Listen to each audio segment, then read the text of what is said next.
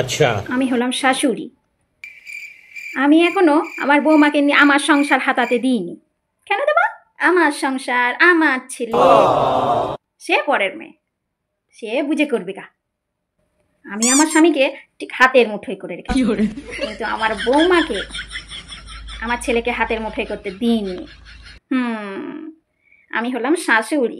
অনেকে আবার মিনিমুখ শাশুড়ি আছে, যারা আবার বৌমাকে খুব ভালোবাসে, নিজের মনে করে। আমি ওইসব ধারে কাছেও যাই না। নাহলে যে শাশুড়ি জাতির অকল্যাণ হবে, শাশুড়ি জাতির অপমান হবে না আমি যদি বৌমাকে ভালো ব্যবহার করি বৌমার সাথে।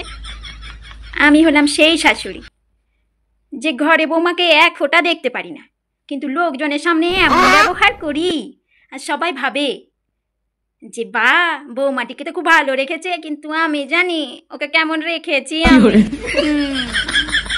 আমি হলাম এইরকম শাশুড়ি যে নিজের শাশুড়িকে কোনোদিন করার বালাই করিনি, কিন্তু আমি আমার বৌমাটিকে ভালো করে শিক্ষা দিই যে শাশুড়িকে কেমন করে করতে হয়।